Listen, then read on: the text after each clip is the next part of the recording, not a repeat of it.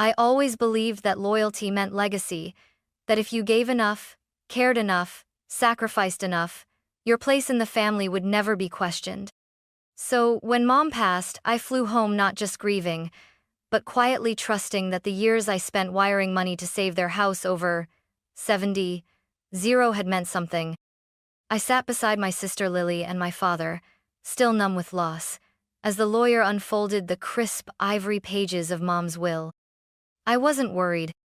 I should have been. My name was never mentioned. Not once. Mom had left everything: the house, her savings, her shares to Lily. And all I got was a sentence in her handwriting. Madeline is strong. Lily still needs guidance. That was the moment something shifted in me. Not anger, not heartbreak. Just clarity. The lawyer kept reading, but I barely heard a word. My ears buzzed, like the air had been vacuumed out of the room. Lily shifted beside me, her mouth slightly open in disbelief, though not the kind born of injustice. More like the kind of disbelief you feel when you win something you didn't expect. Dad sat with his hands folded tightly in his lap, eyes fixed on the table. He didn't speak. He didn't even flinch. When the reading ended, the lawyer asked if there were any questions. I said nothing. My voice, so often the one that soothed and solved, simply disappeared. I walked out of that office into the cold Boulder air, the kind that stung your lungs and made your eyes water whether you were crying or not. I wasn't sure which was which. Back at the house I had spent years helping to save, no one said a word to me. Lily headed to her room, phone already in hand. Dad asked if I wanted tea. I shook my head. I stared at the living room wall for over an hour, trying to feel something sharp enough to cut through the numbness. Anger, betrayal, devastation. But they didn't come. Only a slow, hollow awareness. This wasn't an oversight. It was a choice. Mom had written that line herself. Madeline is strong. Lily still needs guidance. I had been rewritten into a concept, a strength, a utility, not a daughter. They didn't see me as someone who deserved a legacy, just someone who could build one for others. I went upstairs, packed my small suitcase, and texted my best friend, "Can I crash with you tonight?" Her reply came instantly, "Of course. Are you okay?" I didn't answer that part. As I closed the door behind me, I heard Dad call from the kitchen, "Heading out?" I paused. "Yeah. You'll come back tomorrow?" I turned slightly, just enough for my voice to carry. "We'll see." He didn't push further. He never did. Driving away, I glanced in the rearview mirror at the home I once poured my paychecks into. I had imagined one day inheriting it, not out of greed, but because it was mine too. I had saved it. I had kept the lights on when foreclosure notices piled up. I had cried in that upstairs bathroom after working 14-hour days to make their mortgage. And now? I wasn't even a footnote. But I didn't scream. I didn't beg. I just drove. That was the day I stopped asking to be chosen. 3 weeks passed. No one reached out, not to apologize, not to explain. And honestly, I didn't expect them to. I had slipped into a quiet routine back in Denver. Early mornings, long walks, black coffee, and the soft hum of distance. I let the silence sit. Let them live with it. Then, one night, while I was brushing my teeth, my phone buzzed. "Dad. Hi, Maddie. Hope you're doing okay. Just wanted to check, do you still have the contact for that tax consultant you used for the house stuff last year?" No mention of the will. No acknowledgement of what had happened. Just a question, as if I was still the family's unofficial manager. I stared at the screen, toothbrush paused midair. Not angry, not surprised, just tired. I didn't answer. 2 days later, a second message arrived. "Dad, also the house insurance payment's late. Do you know how Mom used to handle that?" Another prompt. Another soft nudge, hoping I'd slide back into the role without being asked directly.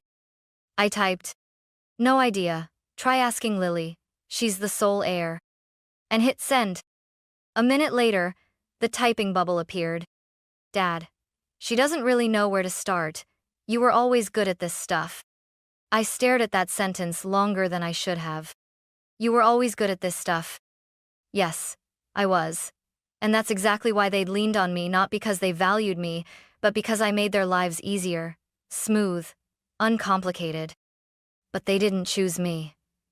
Not when it mattered. That night, I opened my budgeting spreadsheet, the same one I used for years to manage their mortgage, their water bills, their property tax. I stared at the tabs, every payment date still highlighted in green. And then I did something that felt almost sacred. I deleted the file. Every row, every formula, every saved auto payment schedule. Gone. Not out of spite. Out of self-respect. By the end of the week, another message came. This time, from Lily. Lily, hey, do you know when the garbage pickup is scheduled? It's piling up. I think we missed a bill or something. I didn't reply. She followed up 10 minutes later. Lily. Also, how did Mom usually pay the HOA fees? My fingers hovered over the keyboard, but I didn't type. It was starting. The unraveling. They had inherited a house, not a manual. And I had finally stopped being the manual. By the second month, the messages turned less casual and more desperate. Dad, Madeline, the utility company just called, said we're overdue. I thought it was on autopay? I almost laughed. It was on autopay, my autopay for 3 straight years. I had linked it to my own account when Mom forgot to pay twice in a row one winter. But I had canceled all of it. Quietly. Deliberately. And they hadn't even noticed until things started slipping. I replied. It was under my name. Not anymore. Silence. Then. Dad. I see. I didn't realize. Exactly. I spent that weekend doing something I hadn't done in years, tending to myself. I reorganized my apartment, took a long hike, bought a set of watercolor pencils I'd been eyeing since college but never allowed myself to splurge on because there was always a more urgent bill to handle theirs. On Sunday, while sipping tea, I got a text from Lily. Lily. So, is there like a folder with all the passwords or something? No greeting, no apology. Just a digital tug, trying to open a door that was now locked. I could picture her overwhelmed, in over her head, maybe finally understanding that ownership wasn't the same as knowing how to manage. I didn't answer. Monday came, and with it, a phone call. Not a text, a call. Dad. I let it ring. Then, another one this time, from the bank. They left a voicemail saying they needed updated documentation for the mortgage, which was now flagged as unverified. I deleted the message. That night, while the city lights glowed beyond my apartment window, I sat with my journal and wrote a single sentence. Letting go is not the same as abandoning. And beneath it, I was never supposed to carry the weight of 3 adults. But I did, and now I choose not to. It didn't feel like revenge. It felt like relief. On Thursday, I bumped into my former coworker at the art center. She asked casually, "Hey, how's your family doing? Still in Boulder?" I paused, then smiled. They're figuring it out. Because they were. And for the first time, I wasn't the one doing the figuring. By week 9, the silence broke not with an apology, but with panic. It started with a voicemail from Lily. Her voice was tight, almost frantic. Hey, Madeline, I think something's wrong with the water. It's not coming out right, and there's this smell. I don't know who to call. Did Mom have a plumber on file? No. Hi. No. How are you? Just straight to the ask. I didn't reply. Later that day, she texted again. Lily. Also, do you remember if the furnace ever got replaced? I think it's broken. The house is freezing. I read it while stirring a pot of soup in my own warm, quiet kitchen. For years, that house had been a bottomless pit, leaky pipes, old wiring, a roof that barely survived last year's snow. I had coordinated it all, paid for most of it, fixed what no one else noticed. But now? Now they noticed. 2 days later, another message. This one from Dad. Dad, the property tax bill came in. Lily's overwhelmed. I know it's not your responsibility, but maybe you could walk her through it? I stared at those words. I know it's not your responsibility. Finally, he said it. But it still came with a caveat, a nudge. A hope that I'd step in. Just this once. Just for now. But there was no just. There had never been just. There was always more. Always another leak. Another emergency. Another form. Another season of carrying people who didn't want to learn to walk. I didn't reply to Dad either. Instead, I spent that evening doing something that once felt impossible. I applied for an out-of-state photography retreat. A week in Oregon. Hiking, shooting landscapes, meeting people I didn't have to take care of. I booked it that night. And then I took a long bath. No calls, no crises, no obligations. That weekend, I ran into a former neighbor at a downtown bookstore. Mrs. Everly, she used to live 2 houses down from Mom and Dad. She looked surprised to see me. Oh dear, you're not around much these days. Your father's been looking a bit lost. Lily's doing groceries and things, but I think it's getting hard on them. She's not really the organized type. I nodded politely. I'm sure they'll figure it out. She touched my arm gently. You always kept that house going, didn't you? I smiled. Not anymore. A week after my conversation with Mrs. Everly, I received a notification from a real estate site I still had bookmarked from when I helped Mom refinance. New listing in Boulder, 3-bed, 2-bath, high foreclosure risk. Address: 1204 Sycamore Lane. My childhood home. They were trying to sell it. The house I'd saved twice, the mortgage I'd patched together with overtime shifts and drained savings. Now it was listed falling apart, full of backlogged issues, and no one willing to take responsibility. 2 days later, my phone rang.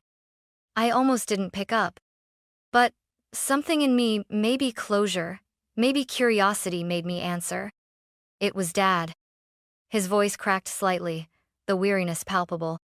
Madeline, I know we haven't handled things well, but the bank's calling every other day. Lily's overwhelmed. The insurance lapsed. The taxes are a mess. We could use your guidance. There it was again. Guidance. Never help. Never, I'm sorry.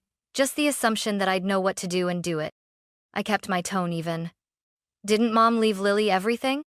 A pause. Then, she did. But she's not equipped for this. I let that sink in. And you thought I was? He sighed. You always were. Exactly. That's what they counted on. That's why my name wasn't in the will. Because I was dependable, not lovable. A worker, not a daughter. That night, Lily texted me too. Lily. Hey. The power got shut off for like 5 hours today. I didn't realize there was a final notice. I feel like I'm drowning. Can we talk? I didn't respond right away. I reread her message 3 times. It wasn't mean. It wasn't manipulative. It was small, real. She was sinking, but so had I for years. The difference was, I had learned to swim by myself. She had always been handed the life vest. I typed 1 sentence. Talk to Dad. He still lives there. This isn't on me. She responded quickly. Lily. But you know this stuff. You've always handled it. And that was the problem. That sentence right there. I had always handled it. And no one had ever asked if I wanted to. The next morning, I got a message from the bank again this time, clearly forwarded from Charles. They were preparing to initiate foreclosure proceedings. No more extensions. No more grace. And I? I made breakfast and booked a hotel for my retreat. It was a gray Saturday morning when I heard the knock. Not the polite kind. Not frantic either. Just persistent. A rhythm that said, "We won't leave until you answer." I opened the door slowly. There they were, my father and Lily, standing on the concrete landing outside my apartment, flanked by 2 potted plants and a mat that said, "Do not disturb unless you have tacos." Neither of them smiled. Charles looked older than I remembered, his eyes sunken, shoulders hunched. Lily stood slightly behind him, hair messy, makeup smeared, clutching a thin folder like it was the only thing holding her together. "Madeline," he started. "We wouldn't be here if it wasn't serious." I didn't move from the doorway, arms crossed, calm. "I know it's serious. You're weeks away from losing the house." Lily jumped in. "We didn't come to guilt you." "Then what did you come for?" I asked, voice even. They exchanged a glance. Charles spoke again. "We need help navigating the paperwork, the foreclosure process, the taxes. It's all spiraling. You always understood this stuff. Your mother, she never told us how to manage anything." I inhaled slowly. "No, she didn't. Because she didn't have to. I was always there. And she knew it." Lily shifted, suddenly defensive. "It's not like I asked her to leave everything to me. I didn't know. I didn't even want the house at first."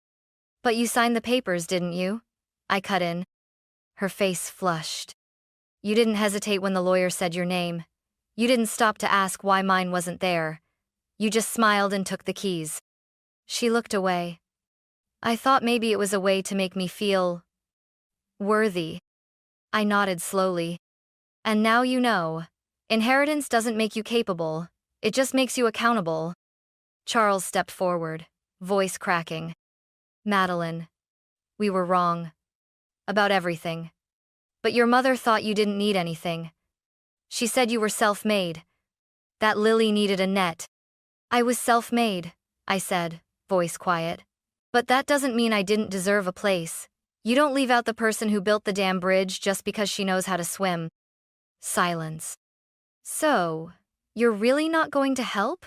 Lily asked, her voice trembling. "I studied them. Not with cruelty. Not with revenge. Just finality. I'm not refusing because I can't. I'm refusing because if I do help, you'll never learn. You'll survive this and keep expecting me to clean up after the next thing. And the next." Lily's lips quivered. "But I'm trying." "Then keep trying. Try harder. Learn, grow, like I had to." Charles closed his eyes briefly, as if hearing a truth he'd spent years avoiding. "But we're family," he whispered. I tilted my head. "Family doesn't mean endless access. It means mutual respect. You cashed out all your credit with me a long time ago." I stepped outside, pulling the door gently behind me. "This isn't punishment. It's the end of a contract I never signed." Lily looked up at me, tears welling. "So that's it? You're just done?" I met her eyes for the first time in months. "No, I was done the day I saw Mom's handwriting in that will. This? This is just me refusing to be recast in a role I didn't write." They said nothing. The hallway light flickered overhead. The silence felt like winter. I turned the knob, stepped back inside, and looked over my shoulder one last time. "If you really want to grow up, this is your chance. I've stepped off the stage. You can't play the same scene without me." Then I shut the door. And for the first time, I felt it click behind me, not just the lock, but a life I was no longer responsible for keeping open. 3 days after they stood at my door, a notification popped up on my phone from an old coworker. "Jenna, hey, have you seen Lily's Facebook post? You might want to." I hadn't used Facebook in months, maybe longer, but curiosity got the better of me. I opened the app, logged in, and typed Lily's name. The first post hit like a slow-burning match. It's heartbreaking when the one person who used to be your rock chooses to watch you sink instead. I didn't ask for the responsibility, but I'm doing my best. Some people only support you when they're in control. 57 likes. Dozens of comments full of sympathy. Words like, "So sorry," "Stay strong," "Family is complicated." I scrolled down and saw another post, this one from my father.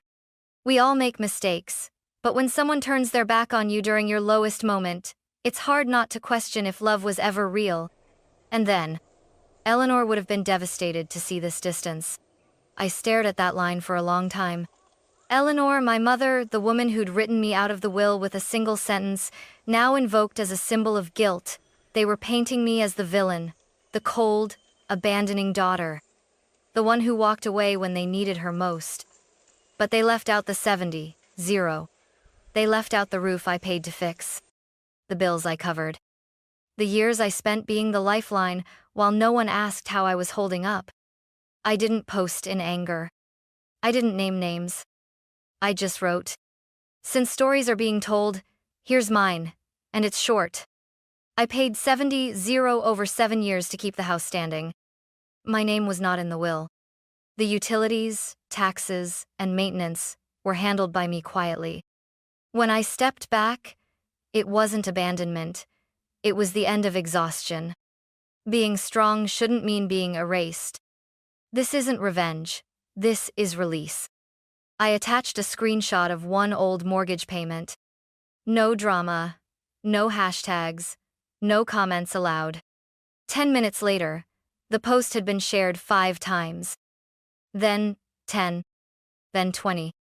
Messages began pouring in, quiet ones. From old neighbors, former classmates, even 2 of Mom's friends from church. "I always wondered why you were never around much anymore. Now I get it. Thank you for saying what so many of us feel. You're not cold, you're clear." The next day, Lily's post disappeared. My father's account went dark. And I didn't feel triumphant. I felt clean.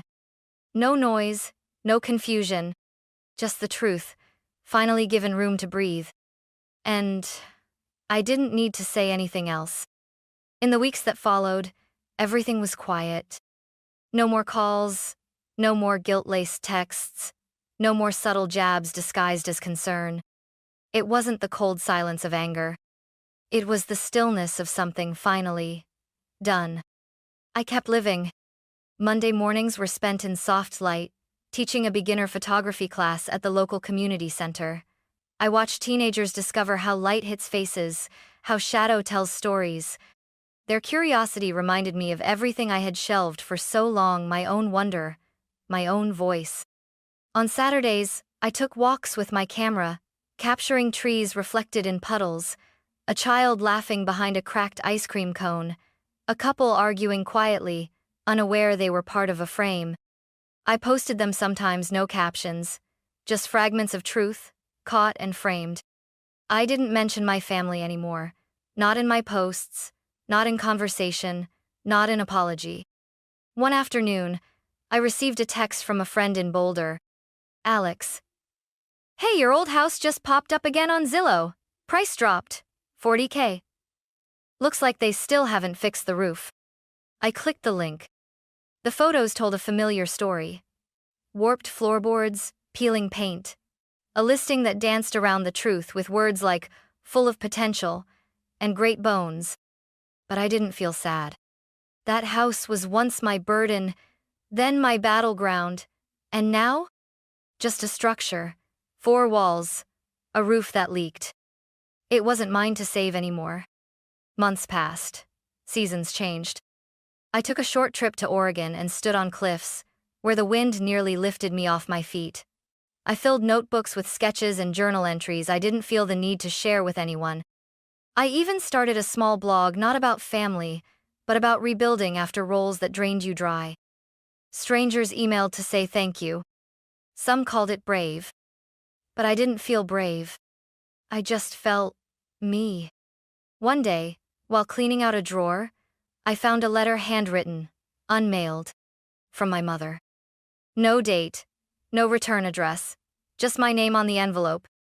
Inside, "I don't know how to undo what I did. I thought protecting Lily meant leaning on you. But maybe I confused love with dependence. If this ever reaches you, I hope you're living light." I folded the letter slowly. Didn't cry. Didn't smile. Just nodded. And placed it back in the drawer, not as a wound, but as a chapter closed. I don't know what happened to the house. Maybe someone bought it. Maybe it collapsed. I don't ask. What I know is this.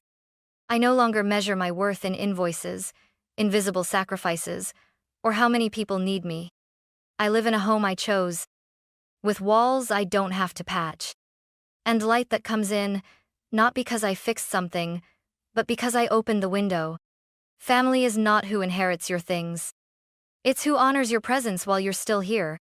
And if no one else does, then you become that family for yourself. And that's more than enough.